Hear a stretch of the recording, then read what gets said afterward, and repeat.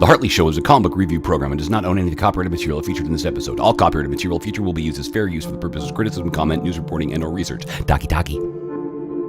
On today's episode of The Hartley Show, I'm going to be talking about the concept of cybernetic organisms, or cyborgs as they're widely known, for a cheap excuse to talk about Robocop. Hey.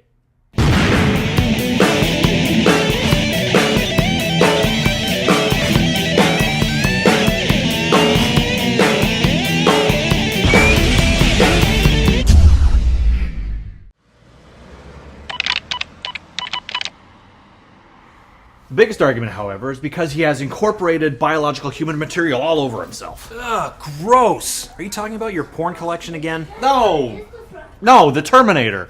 He's not a cyborg. Hey, don't touch it. Okay, guys, how much time is left for setting up? I'd say 4 hours. 4 hours? Okay, it's better than last week.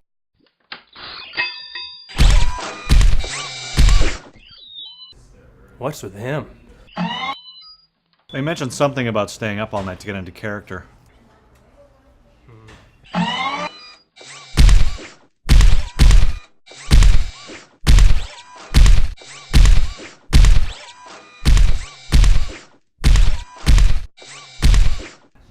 Hartley?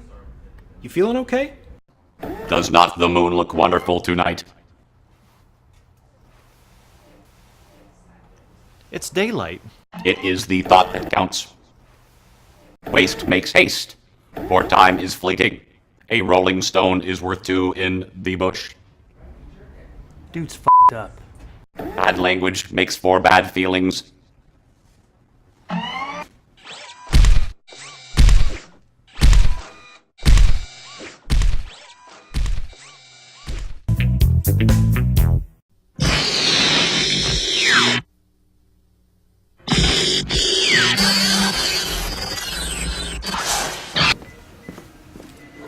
It's sharp. It's starting to roll. Ah, shit. Hey, is that mine?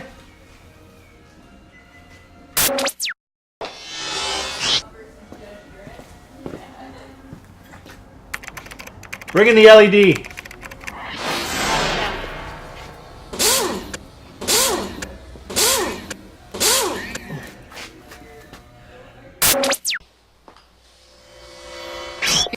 He's on. What's the story? Oh, we managed to save the left arm. What? I thought we agreed on total body prosthesis, now lose the arm. Jesus, Carlo. Can you hear what I'm saying? Doesn't matter. We're gonna wipe his memory anyway. I don't know. Maybe we should lose the arm. What do you think? Well, he signed a release form when he hired us for the show, so we can pretty much do whatever we want. Okay, let's lose the arm. All right, shut him down. Prep him for surgery.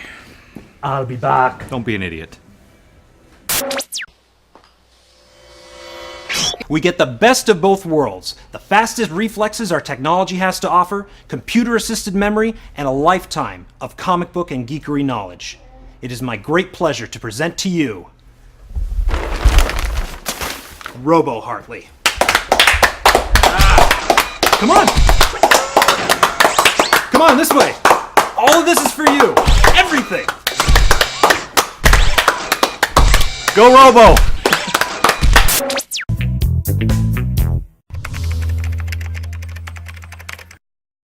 Initiating startup sequence.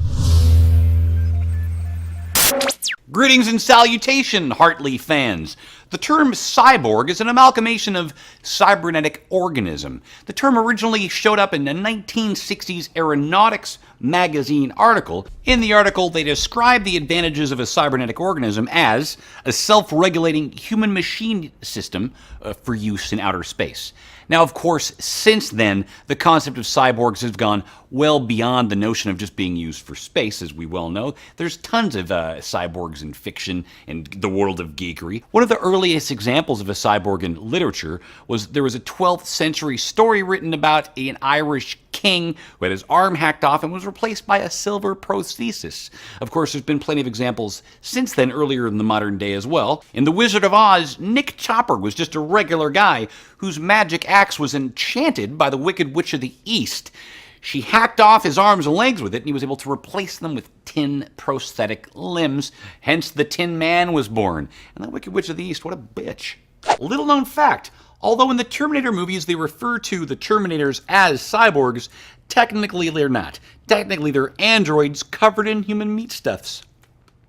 And of course, there's plenty of examples in film and television that barely even need to be introduced. Of course, the most obvious one is the $6 Million Man, Steve Austin, who of course even spawned a second show, The $6 Million Woman, Jamie Summers, or I think the show was just titled The Bionic Woman, which of course had a reboot not that long ago, filmed in Vancouver for that matter. And there was a host of Bionic characters that were introduced in the Bionic Man, Bionic Woman franchise. You had, of course, the Bionic Dog, and my personal favorite, the Bionic Bigfoot. And then there's a bunch of other characters, of course. The Cybermen from Doctor Who. You've got the Borg from Star Trek. And, of course, how could you forget the Dark Lords of the Sith? You've got Darth Vader and Darth Maul, two guys that are more machine than man. Now, in the world of comic books, you've got tons and tons of cyborgs, a lot of which are even just sort of transitionary cyborgs, like Lightning Lad and Arsenal, who both lost their arms, later to be replaced by, well, at least in the case of Lightning Lad, a regular arm that was reattached. You got characters like Deathlock, Cable, who's sort of almost not a cyborg because his cybernetic parts are a technovirus. And of course, my personal favorite cyborg, DC's characters, Cyborg, who can be confused with the cyborg Superman. Little known fact, Neil Harbison is the first government-recognized cyborg. On his passport, he has an eyeborg that enables him to see color. Your move, creep. So, of course, Robocop in 1987 came out, and it sort of changed the genre. There hadn't been anything sci-fi that was so gritty up until that point, gritty and violent. And, of course, most people that love Robocop know that it went on to turn into absolute shit.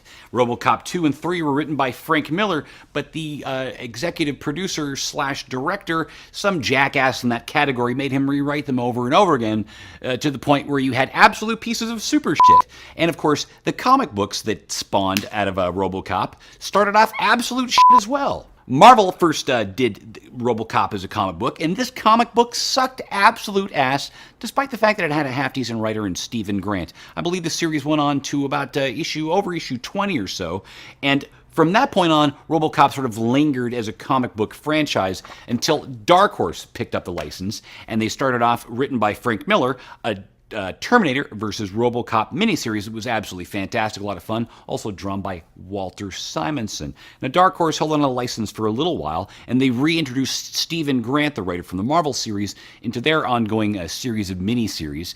I don't know how long that lasted, not too long. I think maybe they put out 2 or 3 miniseries. Avatar, which now Boom is reprinting their stuff, and Avatar Comics did the Frank Miller original script adaptation, which showed you that his scripts were actually half decent. Now, this is the adaptation for Robocop 2, and right now Boom is producing a new miniseries redoing the original script adaptation for Robocop 3, which so far, much like this, is way, way better than, of course, the shit that was actually given to us poor fans. Dead or alive, you are coming with me. And of course, upcoming, we've got the new Robocop movie starring Joel Kinnaman. We're gonna put a man inside a machine. If he survives, he'll be paralyzed from the waist down, confined to a wheelchair.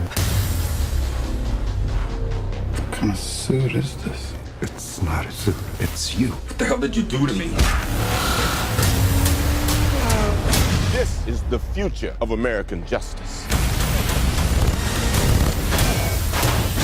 Dead or alive, you're coming with me. I, for one, hope it kicks ass. It's going to be cool to see Michael Keaton playing a bad guy. One of the neat things about this new take on Robocop is it looks like he's actually going to have his arm in a neat little nod of the hat to the original movie. Of course, the classic scene where they discuss taking off his arm and he signed away all of his rights. I hope the movie kicks ass. And one of the neat things about the movie is, little known fact, although the majority of the new Robocop movie was filmed in Toronto, they filmed the end bits here in Vancouver. In fact, a bunch of guys in our crew worked on the show. Time to celebrate! So there you have it, Robocop in the world of cyborgs. As always, a giant thanks to Taz for letting us film here. Thanks for watching, and we'll see you next time.